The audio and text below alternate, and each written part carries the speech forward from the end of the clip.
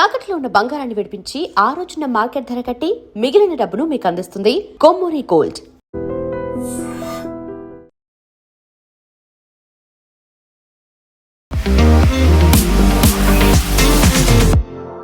నమస్తే, నేను Kavitha. Welcome to I dream news and నిజాలు. ఏడాది పాటు బంగారాన్ని కొనకండి. హైదరాబాద్లో బహిరంగ సభలో ప్రధానమంత్రి నరేంద్ర మోదీ చేసినటువంటి వ్యాఖ్యలు ఇప్పుడు దేశవ్యాప్తంగా చర్చకు దారితీశాయి. నిజంగా బంగారానికి భారతదేశ ఆర్థిక వ్యవస్థకి ఉన్నటువంటి లింక్ ఏంటి? సంవత్సరం తర్వాత బంగారం ధర తగ్గబోతోందా? ఎందుకని ఏడాది కాలం పాటు ఆపమని చెప్తున్నారు?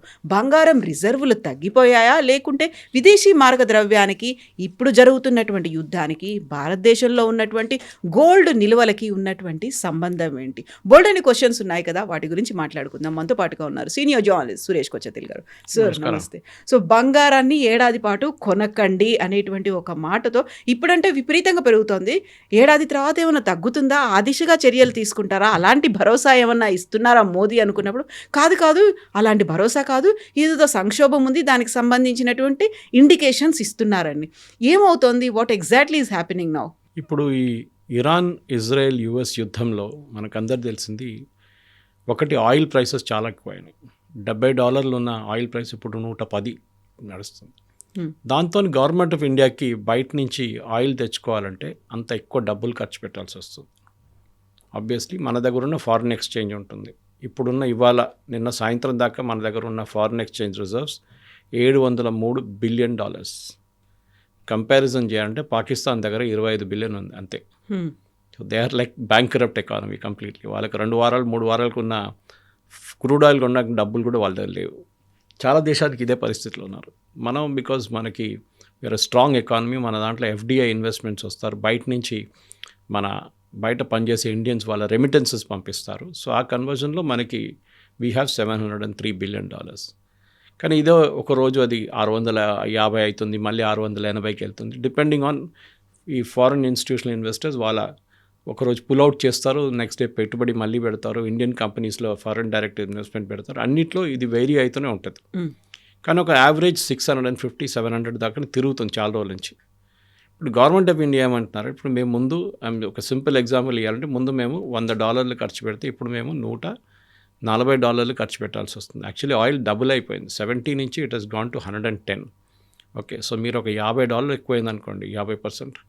So now it has gone to 80% ఎక్కువైంది. సో గవర్నమెంట్ ఆఫ్ ఇండియా $100 ముందు ఖర్చు పెడుతుంటే ఇప్పుడు $180 దాకా ఖర్చు పెట్టాల్సి వస్తుంది. సో న్యాచురలీ మన దగ్గర ఉన్న ఫారిన్ ఎక్స్చేంజ్ రిజర్వ్స్ పడిపోతుంది. So current account deficit problem వస్తుంది. అంటే మనకు ఇల్లు నడిపిస్తున్నప్పుడు మనకున్న ఖర్చు, మనకి ₹1,00,000 జీతం ఉంటే ఆ ₹1,00,000 లోపలనే మనం నడిపించుకుంటాం. We won't go above that. Above వెళ్తే ప్రాబ్లం అయిపోతుంది. దెన్ పర్సనల్ లోన్లు, క్రెడిట్ కార్డులు అన్నీ వాడుకుంటాం మనం. ఏదో ఒక రోజు ప్రాబ్లంలో వచ్చేస్తాం. So discipline, physical discipline is చాలా important. And I think best example of physical discipline మన ఇంట్లో ఉన్న హోమ్ మేకర్స్. వాళ్ళు ఇల్లు నడిపిస్తున్నట్లు ఎవరు నడిపించలేరు. వాళ్ళ దగ్గర ఉన్న వచ్చిన డబ్బు ఆదాయం తీసుకొని వాళ్ళు కరెక్ట్గా నడిపిస్తారు. వాళ్ళ ఇంట్లో ఉన్న ఖర్చులు, పిల్లల ఫీజు, మిగతా దాంట్లో హౌస్ హోల్డ్ ఎక్స్పెన్స్ అన్నీ చాలా బాగా నడిపిస్తారు. దాంతో తర్వాత సేవింగ్ కూడా చేస్తారు, తీసుకెళ్ళి FDలో వేస్తారు కొంచెం డబ్బులు. ఇప్పుడు అదే లాజిక్ గవర్నమెంట్ ఆఫ్ ఇండియా దగ్గర ఉంది. సో గవర్నమెంట్ ఆఫ్ ఇండియా ఏమంటున్నారంటే, మనకి ఎసెన్షియల్ అయినది మనం కొనాల్సింది, we have no choice.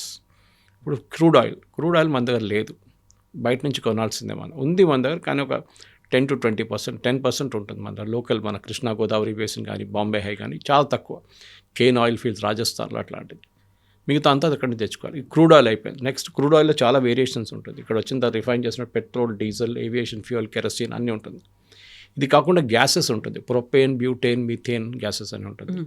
So fertilisers దీన్ని తయారవుతుంది. మళ్ళీ nitrogen again is a gas also. So ఇదన్నీ మనం బయట నుంచి తెచ్చుకుంటున్నాం చాలా మటుకు. ఇదంతా ఎసెన్షియల్ మనకి. కానీ నాన్ ఎసెన్షియల్గా చాలా ఉన్నాయి. దాంట్లో బంగారం ఒకటి. మీరు బంగారం కొనకపోతే మీకు ఏం కాదు, ఇవాళ దేశం ఆగిపోదు. So government of India, Modi గారు మన సికింద్రాబాద్లో పరేడ్ గ్రౌండ్లో మాట్లాడితే ఏమన్నారంటే, మీరు ఖర్చులు తగ్గించండి, బేసిక్లీ మీ పర్సనల్ ఖర్చు కూడా తగ్గించండి. ఎందుకంటే మనం ఇండివిజువల్ కార్లు వెళ్తున్నప్పుడు ఇద్దరిని తోడు తీసుకెళ్తే మన కార్కి ఆ ఇద్దరు పర్సనల్ వెహికల్స్ యూజ్ చేసేది ఒక వెహికల్ వెళ్తున్నది. మనం కోవిడ్ టైంలో కూడా చేసాం కూడా. అంటే కార్ పూలింగ్ అనేది, అని దానికన్నా ముందు కూడా మొదలైంది కార్ పూలింగ్ మన సేవింగ్ కోసం. రెండవది, మన పబ్లిక్ ట్రాన్స్పోర్ట్ యూజ్ చేయాలని చెప్పారు. మెట్రో లాంటిది, బస్సెస్ లాంటిది యూజ్ చేయండి. ఎందుకంటే మళ్ళీ ఇండివిజువల్ వెహికల్స్ తగ్గిపోతుంది, దాని మీద ఉన్న ఫ్యూయల్ ఖర్చులు తగ్గుతుంది, మన ఫ్యూయల్ ఇంపోర్ట్ బిల్ పడిపోతుంది. దీనికి ఒక మంచి ఎగ్జాంపుల్ నేను దీనికన్నా ముందు కూడా చెప్పాను బహుశా మన డిస్కషన్లో. దీన్ని ఇండియన్ రైల్వేస్ వాళ్ళ లోకోమోటివ్స్ ఇంజిన్స్ ఎన్నో ఉండే, వందలాది ఇంజిన్స్ ఉన్నారు వాళ్ళ దగ్గర, I think I don't know exact number, huge number of, అది గుడ్స్ ట్రైన్స్కి యూజ్ చేస్తారు, ప్యాసింజర్ ట్రైన్స్కి యూజ్, అన్నిటికీ యూజ్ చేస్తారు. ఈ లోకోమోటివ్స్ ముందు డీజిల్ ఉండే, మొత్తం ఫస్ట్ కోల్ ఉండే, బొగ్గుది ఉండే, దాని తర్వాత డీజిల్ వచ్చింది, ఇప్పుడు కంప్లీట్గా ఎలక్ట్రిక్ చేసేసారు, ఎలక్ట్రిఫికేషన్. ఆలోచించండి, they're one of the biggest importers డీజిల్లో. ఇండియన్ రైల్వేస్ చాలా పెద్ద కన్జ్యూమర్ ఉండే, ఇప్పుడు వాళ్ళ బిల్లు చాలా తగ్గిపోయింది, 98% తగ్గిపోయింది. సో అన్నారు మోదీ గారు, సో పని చేయండి, ఎలక్ట్రిక్ వెహికల్స్ యూజ్ చేయండి, సో దట్ మన బయట నుంచి తెచ్చుకున్న ఈ ఫ్యూయల్ మనం డిపెండ్ కాక్కర్లేదు.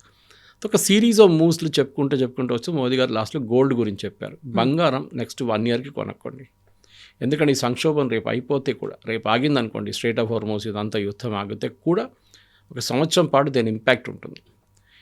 క్రూడ్ ఆయిల్ ప్రైసెస్ ఇమ్మీడియట్గా తగ్గదు, 90 దగ్గర ఉంటుంది. అది ఈవెన్ ఇప్పుడు 110 ఉన్నది, 90 దాకా రావచ్చు అంతే. కానీ పాత లెవెల్ 70-70కి రాదు ఇప్పటికి, అది 1 సంవత్సరం కన్నా ఎక్కువ తీసుకుంటుంది. ఎందుకంటే ఖతార్లో ఉన్న రిఫైనరీస్ పోయినాయి, మొత్తం కొట్టారు. ఇరాన్, కువైత్ కూడా అంతే సంగతి, బహ్రెయిన్ అదే, సౌదీ అరేబియా అరామ్కో మీద కొట్టారు, ఇరాక్లీ ఆయిల్ ఫీల్డ్స్ మీద కొట్టారు, ఒమాన్ ఫీల్డ్స్ మీద కొట్టారు. సో చాలా మటుకు దేశాలు వాళ్ళ రిఫైనరీస్ మొత్తం ధ్వంసం అయినాయి. దాన్ని రిపేర్ చేయడానికి మినిమం ఒక 6 నెలల నుంచి 6 సంవత్సరాలు పట్టచ్చు. ఆ ఫుల్ ప్రొడక్షన్కి రావాలంటే that will take time. So 1 year Modi గారు దానికోసం చెప్పారనమాట. ఒక ఎగ్జాంపుల్ ఇవ్వాలంటే, మన దేశంలో బంగారం లాస్ట్ ఇయర్ మనం ఫిజికల్, దట్ ఈస్ 2025-26 ఫైనాన్షియల్ ఇయర్లో $72 బిలియన్ బంగారం తెచ్చుకున్నాం. 1 billion is 100 crores, అంటే 7,200 కోట్ల బంగారం మనం తెచ్చుకున్నాం భారతదేశానికి. ఇది ఇంపోర్టర్స్ తెచ్చుకుంటారు, అంటే అది బులియన్ రేట్తో తెచ్చుకుంటారు, వాళ్ళు తెచ్చుకొని దాన్ని అమ్ముకుంటారు, దాన్ని కన్వర్ట్ చేస్తారు ఇంటూ, అది కొన్ని ఎక్స్పోర్ట్ కూడా ఉండొచ్చు దాంట్లో. కొన్ని ఫర్మ్స్ ఓన్లీ ఎక్స్పోర్ట్లు ఉంటారు, ఎస్ఈజెడ్లు ఉంటారు, వాళ్ళు తెచ్చుకొని వాళ్ళు దాన్ని ఇండియన్ జ్యువెలరీగా కన్వర్ట్ చేసి బయటికి పంపిస్తారు. మళ్ళీ బయట యూరోప్లోనే, యూఎస్లోనే ఇండియన్ కన్జ్యూమర్స్ అక్కడున్న షాప్ నుంచి కొనుక్కుంటారని చెప్పి. మిగతా మన దేశంలో ఉంటుంది. మన దేశంలో అన్నిటికంటే బెస్ట్ పార్ట్ ఏంటంటే, మన దగ్గర ఉన్న ఇంట్లో ఉన్న మహిళలు, మన దగ్గర యూజువలీ ఉమెన్కి బంగారం అంటే ఇట్స్ అ ఫ్యాసినేషన్. చిన్నప్పటి నుంచి మనం పెళ్లి కోసం అని చెప్పి పక్కన తీసి పెడతాం, ఎప్పుడు బంగారం కొంచెం ఎవ్రీ మంత్ కొంటాము, లేకుంటే అప్పుడప్పుడు డబ్బులు వచ్చినా, బోనస్ వచ్చినా బంగారం కొంటూనే ఉంటాం మనం. బంగారం ఇంకోటి అడ్వాంటేజ్ అంటే, పెళ్ళి ఒకటే కాదు, ఇట్స్ అ సేఫ్ ఇన్వెస్ట్మెంట్. రేపు మనకు ఒక పర్సనల్ క్రైసిస్ వస్తే, అది హెల్త్ క్రైసిస్ ఉండొచ్చు, లేకుంటే ఒక ఇల్లు కొనాలని కూడా సడన్గా, లేకుంటే ఏదైనా ఒక వెహికల్ కొనాలన్నా, మన దగ్గర క్యాష్తో ఇవ్వాలంటే యూ కెన్ యూజ్ దట్ బంగారం. ముందు మనం బంగారం తీసుకెళ్ళి అమ్ముతుండే, దాని తర్వాత బ్యాంకులు ఆఫర్ చేయడం మొదలుపెట్టారు గోల్డ్ లోన్. దాని తర్వాత గోల్డ్ లోన్ కంపెనీస్ వచ్చారు, ముత్తూట్ లాంటి కంపెనీ, వాళ్ళు తీసుకొని ఇంట్రెస్ట్ ఛార్జ్ చేస్తారు దాని మీద. మన దగ్గర భారతదేశంలో ఇప్పుడున్న ఫిగర్స్ ప్రకారం మన దగ్గర almost total house hold gold మన దగ్గర 30,000 టన్ గోల్డ్ ఉంది మన దగ్గర. అంటే అది 30 లక్షల కిలోలు బంగారం మన ఇప్పటిదాకా ఉంది మన ఇళ్లలో. చాలా మట్టుకు అది లాకర్స్లో పడి ఉన్నాయి. It's dead investment. మీకు ఏం ఇంట్రెస్ట్ రావట్లేదు, దాని నుంచి ఏం రాదు. సో గవర్నమెంట్ ఆఫ్ ఇండియా దీనికన్నా ముందు కొన్ని స్కీములు తీసుకొచ్చారు. మీరు ఎందుకు అట్లాంటి ప్రాబ్లం క్రియేట్ చేసుకుంటే, అది లాకర్లో పెట్టాలి, మీరు దాని సేఫ్ కీపింగ్ ఇష్యూ అదన్నీ ఉంటుంది. పెళ్లి టైంలో కొంచెం తీసుకొని వేసుకుంటారు, మళ్ళీ తర్వాత తీసుకెళ్ళి మళ్ళీ పెట్టేసుకుంటారు లాకర్లో. యూ డూ వన్ థింగ్ అని చెప్పి ఒక డీమ్యాట్ ఫార్మాట్లో ఒక గోల్డ్ స్కీమ్ క్రియేట్ చేశారు, గోల్డ్ బాండ్స్. అంటే మీకు కావాల్సిన, ఫర్ ఎగ్జాంపుల్ మీరు 500 గ్రామ్ గోల్డ్ కావాలి నాకు, so you will go to the bank and by that gold bond. మీకు వాళ్ళొక ఫిక్స్డ్ డిపాజిట్ సర్టిఫికేట్ లాగా ఒక సర్టిఫికేట్ ఇస్తారు, మీరు ఇంత బంగారం కొన్నారు, దాంట్లో 8 సంవత్సరాల దాకా క్యాపిటల్ గెయిన్స్ ట్యాక్స్ ఉండదు, మీరు తీసుకెళ్ళచ్చు, మీకు 2.5% ఇంట్రెస్ట్ వస్తుంది, అండ్ ఈ బంగారం విలువ ఎంత ఇంక్రీజ్ అవుతుందో దాన్ని బట్టి మీ మెచ్యూరిటీ టైంలో వెన్ యూ విత్డ్రాయింగ్ ఇట్ మీకు ఆ విలువ వచ్చేస్తుంది. ద రిస్క్ ఇస్ పడింది అనుకోండి, ఆ రిస్క్ కూడా ఉంటుంది తగ్గిందంటే కూడా. బట్ ఇది చాలా మటుకు సేఫ్గా ఒక ఇన్వెస్ట్మెంట్, ఎందుకంటే మనకు టెన్షన్ ఉండదు. మనకి బంగారం ఇంట్లో పెట్టాము, దొంగలు వస్తారు వాడతారో, ఆ టెన్షనే ఉండదు. సో కానీ ఇట్స్ ఇన్ పేపర్ ఫార్మాట్, అది ఒక డిసడ్వాంటేజ్. ఇప్పుడు ఈ జరుగుతున్న సంక్షోభంలో మోదీ గారు అదే చెప్పారు, మీరు బంగారం కొనడం తగ్గించండి, 1 year దాకా అట్లీస్ట్ కొనొద్దని చెప్పలేదు. దీనికి ఒక హిస్టారికల్ త్రో బ్యాక్ కూడా ఉంది కవిత గారు. దీంట్లో మనం రాహుల్ గాంధీ గారు నిన్న ఒక స్టేట్మెంట్ ఇచ్చారు, మోదీ గారు ఫెయిల్ అయ్యారు, దట్ ఇంటర్నేషనల్ లెవెల్ ఏం చేయలేకపోయారు, అది ఇదని చెప్పారు. నిజంగా అదే విశ్లేషణలు కావచ్చు, లేకపోతే ప్రతిపక్షాలు చేస్తున్న ఆరోపణలన్నీ కూడా ఇప్పుడు ప్రధానమంత్రి నరేంద్ర మోదీ చేతులు ఎత్తేసారా, ఒక ఫైనాన్షియల్ క్రైసిస్, ఎకనామికల్గా ఒక క్రైసిస్ వచ్చేసింది, he is not able to handle it, అలా ఆయన హ్యాండిల్ చేయలేక ప్రజల మీద రుద్దుతున్నారు, ఆ భారాన్ని మీరే తగ్గించుకోండి అని ఇండైరెక్ట్గా మనకు చెప్తున్నారా అనే మాట కాదు, ఒక వార్నింగ్ ఇచ్చారు ఆయన. మన దగ్గర $703 billion as of yesterday evening మన దగ్గర ఉంది, కంఫర్టబుల్, అది ఏ టెన్షన్ లేదు. నేను చెప్పాను చూడండి, లాస్ట్ ఇయర్ మనం 72 బిలియన్ గోల్డ్ ఇంపోర్ట్ చేసుకున్నాం భారతదేశంలో. నెక్స్ట్ ఇయర్ అదే నెంబర్ ఉందనుకోండి, పెద్ద నెంబర్ ఏం కాదు, 10% టోటల్ మన దగ్గర ఉన్న ఫారెన్ ఎక్స్చేంజ్ది 10%. ఓకే, మీరు నాట్ ఎ బిగ్ నెంబర్, కానీ దాన్ని తగ్గించామనుకోండి, ఒక 2 to 3% తగ్గిస్తే it will come to 8%. Okay, అది కొంచెం బాగుంటుంది. అంటే 72 కాకుంటే అది 60-65 వస్తుంది, which is a saving for us, non essential ఇది. అదే టైంలో మనం పెట్రోల్, డీజిల్, క్రూడ్ ఆయిల్ కొనలేక మనం ఉండలేం, మనకు కావాల్సింది అది. అక్కడ కూడా మోదీ గారు ఏం చెప్పారు, కట్ డౌన్ చేయండి, సో దట్ మనం ఎంత ఇంపోర్ట్ చేసిన ముందు 100 బిలియన్ అనుకోండి, we'll cut it down to 80 billion తగ్గిద్దాం మనం అని చెప్పేసి. ఇది చాలా ఇంపార్టెంట్ అనమాట. దానికోసం అన్నారు, అవుట్ ఆఫ్ కంట్రోల్ వెళ్ళలేదు, he is just given a warning. ఎందుకంటే ప్రతి దేశంలో ఈ సంక్షోభం ఉంది.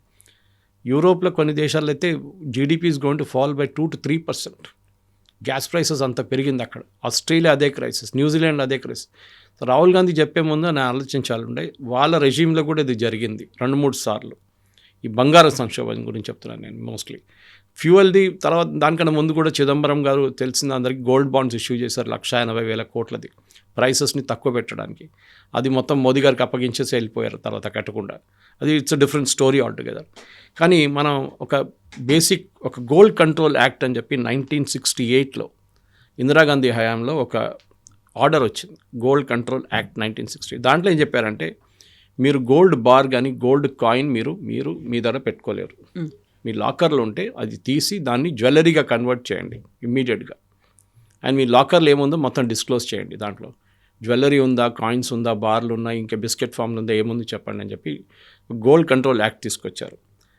కానీ అది పెద్ద ఒక బ్లాక్ మార్కెట్గా మారిపోయింది. దాని తర్వాత మీ దగ్గర గోల్డ్ బార్ ఉందనుకోండి, మీరు తీసుకొని ఇంకొకరికి ఇస్తారు, ఆయన సేఫ్ కీపింగ్లో పెట్టుకుంటారు. మీ దగ్గర అడిగితే నా దగ్గర ఏం లేదు చూడండి, ఖాళీగా ఉన్నాం మేము, మా దగ్గర ఉన్న బంగారమే ఉంది, మా దగ్గర జ్యువెలరీ ఫామ్లో ఉందంటారు. కానీ that thing is lying with somebody else అనమాట. తర్వాత 1990 అనుకుంటాను, that got repealed because it led to huge black market. దాని తర్వాత 80-20 అని చెప్పి 2013-14 మన్మోహన్ సింగ్ టైంలో, last year of Manmohan Singh గవర్నమెంట్లో 80-20 రేషియో అని తీసుకొచ్చారు ఒకటి. అప్పుడు కూడా ఒక physical current account deficit crisis ఉంది. ఆ వీడియోనే చిదంబరంది ఇప్పుడు వైరల్గా తిరుగుతుంది ఇంటర్నెట్లో, సోషల్ మీడియాలో. అప్పుడు చిదంబరం గారు కూడా ఇది అన్నారు, కరెంట్ అకౌంట్ డెఫిసిట్ ప్రాబ్లం ఉంది మనకి, బంగారం కొనకండి ఇప్పుడు అని చెప్పి అప్పుడు అపీల్ చేశారు. అండ్ ఈ but in this 80-20 ratio. This is basically ఎక్స్పోర్టర్స్కి చేసేది. అంటే బంగారం, నేను చెప్పాను చూడండి, బంగారం తెచ్చుకుంటారు త్రూ గవర్నమెంట్ ఏజెన్సీస్, దాని తర్వాత దాన్ని జ్యువెలరీగా కన్వర్ట్ చేసి పంపిస్తారు SEZ నుంచి. సో గవర్నమెంట్ ఏమన్నారు, మీరు ఫర్ ఎగ్జాంపుల్ 10 టన్నులు గోల్డ్ తెచ్చుకున్నారు, ఓకే, మీరు పని చేయండి, ముందు 2 టన్నులు ఎక్స్పోర్ట్ చేయండి, దాని తర్వాత మీరు 80 టన్నులు కొనుక్కోండి, 20% ఎక్స్పోర్ట్, 20 టన్నులు మీరు ఎక్స్పోర్ట్ చేసిన తర్వాతనే you can bring in 80 turns gold again. అది మీరు డొమెస్టిక్లో మళ్ళీ వాడుకొని దాన్ని కన్వర్ట్ చేసి మళ్ళీ ఎక్స్పోర్ట్ చేస్తారు. అది కూడా పెద్ద ఒక ఫ్రాడ్ జరిగింది దాంట్లో కూడా. తర్వాత దాన్ని కూడా స్క్రాప్ చేసేసారు తర్వాత. సో మన దగ్గర సంక్షోభాలు వచ్చినాయి, చాలాసార్లు వచ్చినాయి. కానీ మోదీ గారు ఏమంటున్నారు, అవుట్ ఆఫ్ కంట్రోల్ కాదు, వీఆర్ స్టిల్ ఇన్ కంట్రోల్. మన దగ్గర 60 రోజుల్లో కావాల్సిన ఫ్యూయల్ ఉంది, ఇంకొక 20 రోజుల ఫ్యూయల్ రిఫైనరీస్లో ఉంటుంది, ఇంకొక 20-30 రోజుల ఫ్యూయల్ మనకు వస్తున్న షిప్స్లో ఉంటుంది. ఓకే, సో మనకు ఒక 3 నెలల దాకా టెన్షన్ లేదు, మనకు నడుస్తుంది, బాగానే నడుస్తుంది, మనం మేనేజ్ చేసుకుంటున్నాం. మిగతా ఈ స్ట్రైట్ ఆఫ్ హార్మోస్ నుంచి కాకుండా మనం మిగతా సోర్సెస్ నుంచి క్రూడ్ ఆయిల్ తెచ్చుకుంటున్నాం లాస్ట్ 2-3 నెలల్లో, లాంగ్ టర్మ్ అగ్రిమెంట్స్ చేసుకున్నాం. కానీ కాస్ట్ ఎక్కువ. సో మీరు దాన్ని ఖర్చులు తగ్గించండి, మనం పబ్లిక్ ట్రాన్స్పోర్ట్ యూజ్ చేద్దాం, ఎలక్ట్రిక్ వెహికల్స్ యూజ్ చేద్దాం, సో దట్ మన డిపెండెన్స్ ఆన్ క్రూడ్ ఆయిల్ తగ్గించాలి. దానికి మనం మీకు గుర్తుంటుంది, ఒక ఎథనాల్ బ్లెండింగ్ స్కీమ్ అని చెప్పి పెట్టాం మనం. అది పెద్ద కాంట్రవర్సీ అయిన తర్వాత మీకు గుర్తుంటుంది, ఫస్ట్ 10% చేసినప్పుడు నితిన్ గడ్కరీ గారిని అందరు ట్రోల్ చేశారు, మా ఇంజిన్ కెపాసిటీ, ఇంజిన్ ఎఫిషియన్సీ తగ్గిపోయింది, మా మైలేజ్ తగ్గిపోయిందని చెప్పి.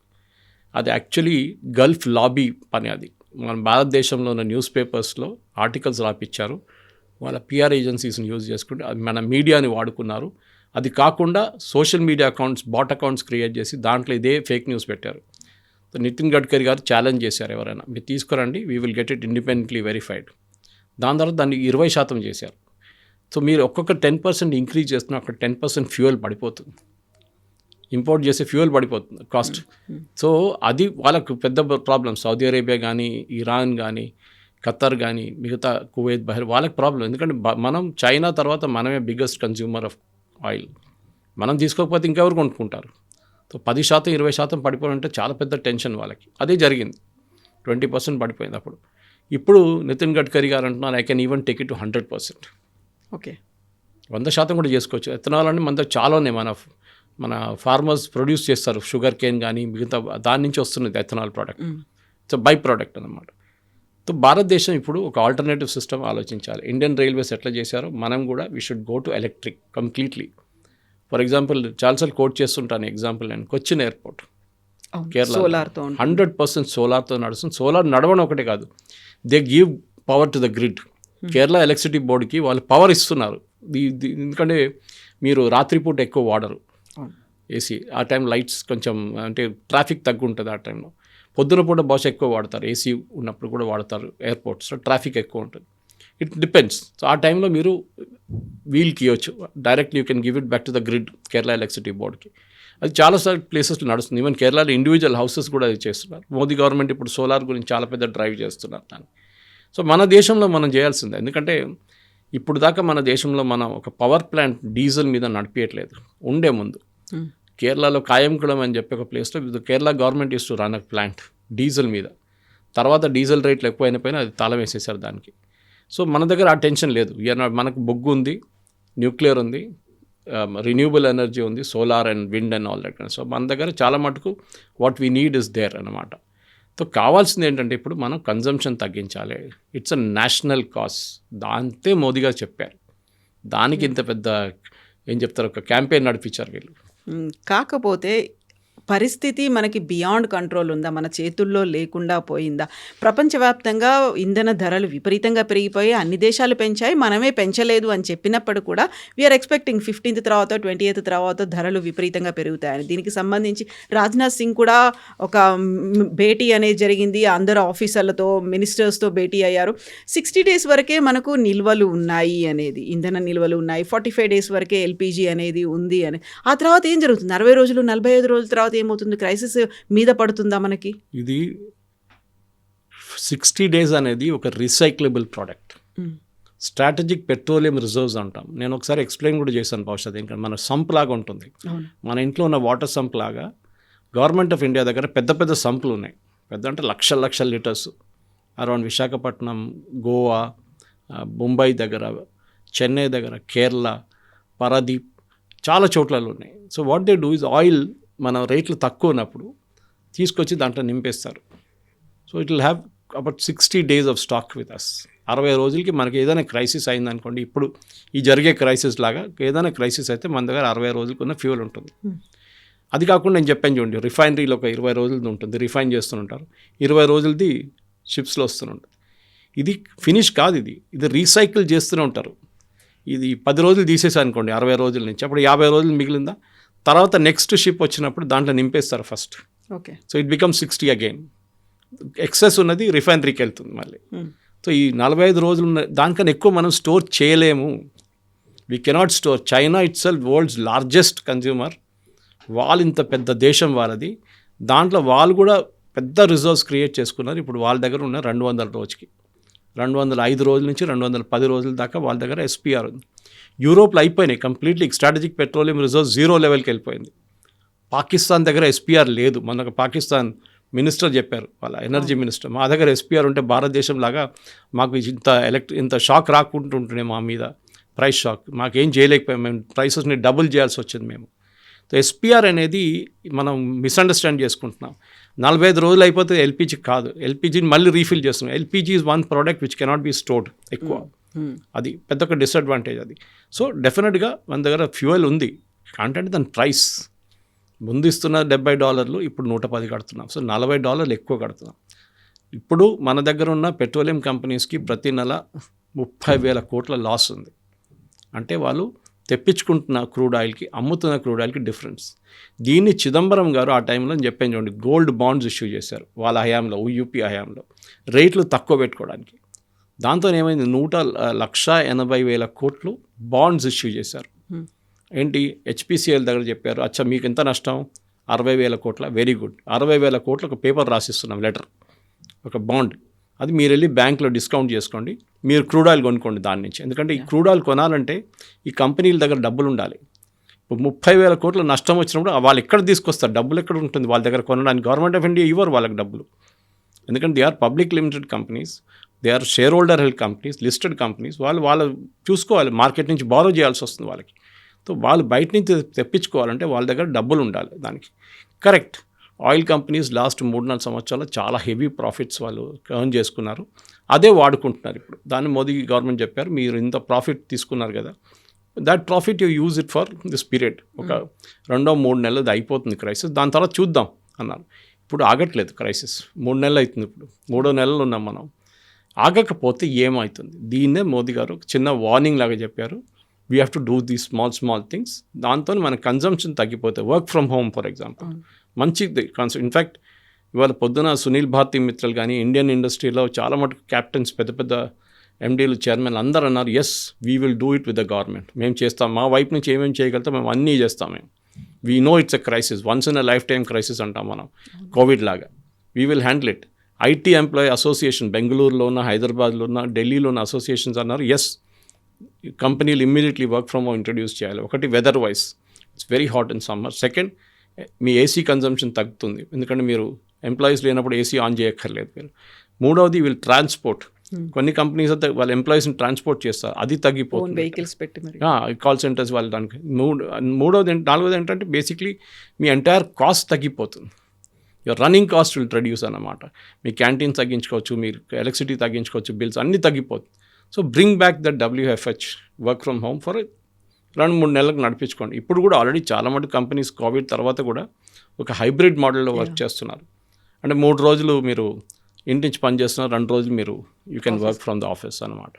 So this is the moment in crisis. మనం మిగతా దేశాలు చూస్తే మనం చూడట్లేదు, మిగతా దేశాల సంగతి చూస్తే చాలా బాధ.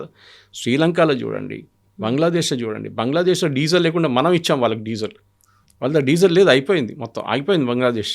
శ్రీలంకలో 5 లీటర్లు ఇస్తున్నారు 2 వీలర్కి, 5 litres for 2 wheeler, 15 litres for car, అది కూడా 2 నెలల ముందు. ఇప్పుడు సంగతి ఇంకా దారుణమై ఉంటుంది ఇప్పుడు.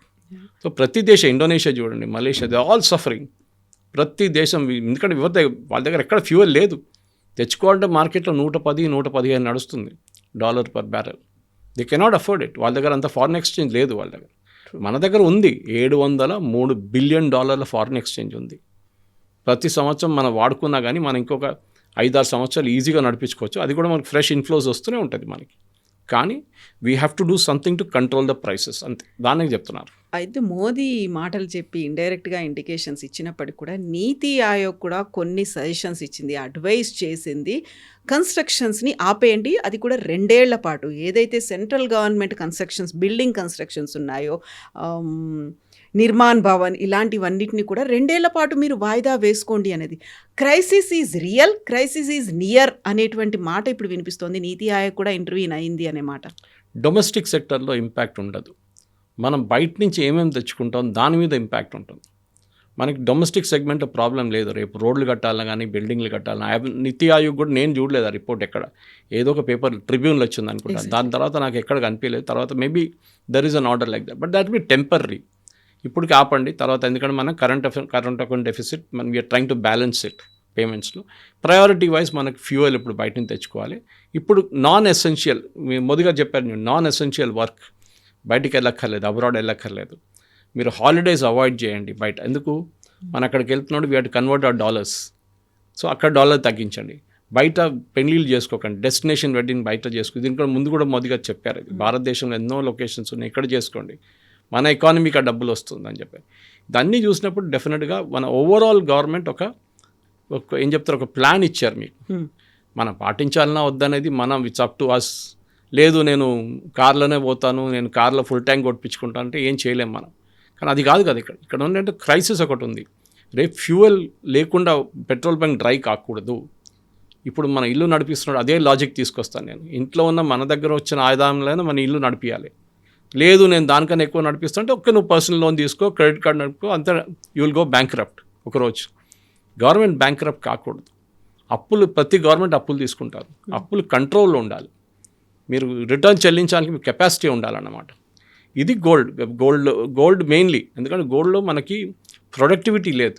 అది తీసి లాకర్లో పెట్టుకుంటున్నాం. It is not earning you anything. మీరు దాన్ని బాండ్గా చేసుకుని మీకు ఇంట్రెస్ట్ అయినా వస్తుంది కొంచెం. సో అది మెయిన్ డిసడ్వాంటేజ్. కొంతమంది గోల్డ్ బయట ఎందుకు తీయారంటే పర్సనల్ యూస్ గోల్డ్ ఉంటుంది. అది తీసుకెళ్ళి మళ్ళీ గోల్డ్ లోన్లో పెడితే మళ్ళీ దానికి ఇంట్రెస్ట్ ఇవ్వాల్సి వస్తుంది. కాదు, యూ కెన్ బై బాండ్స్. ఇప్పుడు నేను చెప్పాను చూడండి, గోల్డ్ బాండ్స్ కొనొచ్చు మీరు. Already government of India scheme ఉంది దానికి. కానీ మన దాంట్లో ట్రెడిషనల్ అప్రోచ్ ఏంటంటే బంగారం అంటే జ్యువెలరీ. అది జ్యువెలరీ షాప్ నుంచి కొనుక్కొని పెళ్ళిళ్ళకో దానికో దీనికో వాడుకుంటాం. దాని తర్వాత దాన్ని లాకర్లో పెట్టేస్తాం అంతే. It is asset. 1 year పాటు కొనము. మేము మోదీ చెప్పారు కాబట్టి మేము దాన్ని ఫాలో అవుతాం. 1 yearని వాయిదా వేసుకుంటాం. What about after 1 year? 1 year తర్వాత ధరలు ఏమైనా తగ్గుతాయా? యాజ్ ఇట్ ఈస్గా ఉంటాయా? Status quo? ఈ యుద్ధం కూడా యూఎస్కి అన్నిటికంటే పెద్ద ప్రాబ్లం యూఎస్కి ఉంది. ప్రెసిడెంట్ ట్రంప్ చైనాకి వెళ్తున్నారు ఇవాళ. మనం బహుశా రేపు మాట్లాడచ్చు దాని గురించి. It's going to be make or break moment అంటున్నారు. ఎందుకంటే చైనా కూడా చాలా మటుకు ఇంపాక్ట్ అయింది దీంతోనే. ఇరాన్ నుంచి అన్నిటికీ ఇరాన్ పెద్ద కస్టమర్ చైనా, అన్నిటికంటే పెద్ద కస్టమర్ చైనా. సో ఇరాన్ దగ్గర నుంచి చైనాకి లాస్ట్ ఒక 2 నెలల నుంచి అస్సలు ఫ్యూయల్ వెళ్ళట్లేదు ఇప్పుడు. సో చైనా పెద్ద సంక్షోభంలో ఉన్నారు ఇప్పుడు. వాళ్ళకి వెనిజువేలన్ ఫ్యూయల్ లేదు, ఇప్పుడు ఇరాన్ ఫ్యూయల్ లేదు. వాళ్ళ దగ్గర ఓన్లీ రష్యా నుంచి వస్తున్న ఫ్యూయల్ ఉంది వాళ్ళ దగ్గర. అండ్ వాళ్ళు చాలా పెద్ద economy, world's number 1 fuel consumption nation. మనం 2వ 3వ స్థానంలో ఉన్నాం మనం. సో మనకి ఇది క్రైసిస్, చైనా క్రైసిస్ ఫేస్ చేస్తే వాళ్ళు చెప్పరు, వాళ్ళ ప్రజలకు చెప్పరు ఇదంతా. వాళ్ళు డైరెక్ట్ కట్ చేసేస్తారు, ఫ్యూయల్ లేదంటారు అంతే సంగతి. కానీ మనం చెప్పలేము కదా, మన దేశంలో డెమోక్రసీ ఇక్కడ. మన దగ్గర మీడియా ఉంటుంది, డిబేట్లు ఉంటుంది, లైన్లు కట్టేస్తారు, పెట్రోల్ బంక్ బట్టే. ఏం లేదు, మీరు ఒక రూమర్ ఫ్లోట్ చేయండి, రేపు పొద్దున ₹2 ఎక్కువ అవుతుంది అనగానే పెద్ద లైన్ కట్టేస్తారు అక్కడ బయట ఫుల్ ట్యాంక్ కొట్టించుకోవడానికి. 2 గంటల సేపు 3 గంటల సేపు లైన్లను పడతారు. ప్రొడక్టివిటీ గురించి ఆలోచించారు. ఇది మన దగ్గర ఉన్న ప్రాబ్లం. మనకు మెంటాలిటీ ఏంటంటే మోదీ గారు చెప్పారా అంటే ఏదో ప్రాబ్లం ఉంది. మోదీ గారు మీకు ఒక ఇంట్లో పెద్దవాళ్ళు ఉంటారు, వాళ్ళు చెప్తారు అప్పుడు, అరే చూసుకొని ఖర్చులు తగ్గించుకో, ఓకే కొన్ని ప్రాబ్లమ్స్ ఉంది ఇట్లాంటిది అంటే ఆ చెప్పినప్పుడు మనం వింటాం. అది కానీ ఇంప్లిమెంట్ చేస్తామో లేదా ఇట్స్ డిఫరెంట్ థింగ్. పెళ్ళి ఉంటే మీరు ఆపలేరు, డెఫినెట్లీ యూ టు బై. కాకున్నప్పుడు నాన్ ఎసెన్షియల్ ఉన్నప్పుడు మీరు ఎందుకు యూ బై బాండ్స్. అదే గవర్నమెంట్ అంటారు, మీరు గోల్డ్ బాండ్ తీసుకోండి, అక్కడ ప్రాబ్లం లేదే. గవర్నమెంట్ ఇమీడియట్ ఇంపోర్ట్ చేయక్కర్లేదు గోల్డ్ని. మన ఎసెన్షియల్, మనకున్న ఎసెన్షియల్ ముందు కొనుక్కుందాం మనం బయట నుంచి. ఫర్ ఎగ్జాంపుల్ సన్ఫ్లవర్, మోదీ గారు అన్నారు ఆయిల్, కుకింగ్ ఆయిల్ తగ్గించన్నారు. మనం ఆలోచించి కుకింగ్ ఆయిల్తోని ఇది వెస్ట్ ఏషియాలో ఉన్న క్రైసిస్తో ఏం సంబంధం అని చాలా పెద్ద కనెక్షన్ ఉంది. ఎందుకంటే మనకి యుక్రెయిన్ రష్యా యుద్ధం మొదలైనప్పుడు మన దగ్గర సన్ఫ్లవర్ ఆయిల్ ₹120-130 నుంచి సడన్లీ $220కి వెళ్ళిపోయింది. ₹100 పెరిగింది. ఎందుకంటే మన దగ్గర సన్ఫ్లవర్ అనే ఒక సీడ్ మనం ఎక్కువ గ్రో చేయట్లేదు మన దేశంలో. మనం బయట నుంచి తెప్పించుకొని ఇక్కడ క్రష్ చేసి దాని ఆయిల్ తయారు చేస్తాం, సన్ఫ్లవర్ ఆయిల్. అది పీనట్, ఈవెన్ గ్రౌండ్ నట్స్ కూడా అంతే. కానీ గ్రౌండ్ నట్ కన్సంప్షన్ చాలా తక్కువ, చాలా మటుకు ఎక్కువ సన్ఫ్లవర్ వాడతారు. కోకోనట్ ఆయిల్ ఫస్ట్ కేరళ లాంటి ప్లేస్ నుంచి, అక్కడి నుంచి కూడా ప్రొడ్యూస్ అవుతుంది. అక్కడ కూడా కన్సంప్షన్, ప్రొడక్షన్ తగ్గిపోయింది కేరళలో కూడా. నా Andhra is number 1 coconut producer. అట్లాంటి పరిస్థితుల్లో గవర్నమెంట్ ఆఫ్ ఇండియా ఏమంటున్నారు, మీరు తగ్గించండి కుకింగ్, ఎందుకంటే మళ్ళీ ఇది కూడా బయట నుంచి తెప్పించుకోవాలి నేను. మీరు పామ్ ఆయిల్ మలేషియా నుంచి తెప్పించుకుంటారు పామ్ ఆయిల్, అగైన్ మీరు $డాలర్లు పెట్టాలి దానికి. సో వై రెడ్యూస్, హెల్త్ కూడా బాగుంటుంది కొంచెం తగ్గి, దేశం కోసమే కాదు దేహం కోసం అనేది చెప్పారు. ఇంకా ముందు కూడా చెప్పారు మోదీ గారు, కుకింగ్ గురించి చెప్పారు, ఆయిల్ తగ్గించండి మీ ఫుడ్లో అని చెప్పి. కానీ మన దగ్గర అది ఒకసారి ఫ్లోట్ కాస్తేనే మనకు కొంచెం ఇది ఉంటుంది. సో ఇట్లాంటి 1, 2, 3, 4, 5 అని చెప్పి 10 స్టెప్స్ ఉంటుంది చూడండి, అది ఇంప్లిమెంట్ చేస్తే చాలు. ఒక $100 బిలియన్ మన ఇంపోర్ట్ బిల్ తగ్గిపోతే మనకు చాలా పెద్ద రిలీఫ్ ఉంటుంది. ఏం అవుట్ ఆఫ్ కంట్రోల్ కాదు, it is current account deficit ఎప్పుడైనా వైడన్ అవుతుంది. అది ఎక్కువ కాకుండా చూసుకోవాలి మనం. అంటే మనకు వచ్చే ఆదాయం, మనకు వచ్చే ఖర్చు, దాట్స్ అ డెఫిసిట్. ఆ డెఫిసిట్ని మనం కరెక్ట్గా మెయింటైన్ చేసుకోవాలి. అండ్ ఎస్పెషలీ ఫారిన్ ఎక్స్చేంజ్ రిజర్వ్స్లో గవర్నమెంట్ ఆఫ్ ఇండియా దగ్గర మస్తు డబ్బులు ఉంటాయి, ₹1,00,000 కోట్ల బడ్జెట్ ఉంటాయి వాళ్ళ దగ్గర. కానీ ఫారిన్ ఎక్స్చేంజ్ ఎక్కడ, మీరు అమెరికా నుంచి ప్రింట్ చేసి తీసుకురాలేరు కదా, you have to earn foreign exchange. So మన దగ్గర దుబాయ్లో అక్కడిక్కడ పనిచేస్తున్న వాళ్ళు పంపిస్తున్న శాలరీ ఇక్కడికి, వాళ్ళ సేవింగ్స్ పంపిస్తున్న, అది కూడా మనకి డాలర్ ఫామ్లో వస్తుంది అన్నమాట. సో ప్రతి డాలర్ని మనం చాలా కేర్ఫుల్గా వాడుకోవాలి, ప్రయారిటీ వైజ్ వాడుకోవాలి. ప్రయారిటీ లేనప్పుడు పక్కన పెట్టచ్చు, it's not a priority right now. అది మన ఇంట్లో కూడా అదే పాలసీ, దేశం కూడా అదే పాలసీ ఫాలో చేయాలి మనం. ఎస్ సార్, చూద్దాం. Thank you so thank you much. Very much.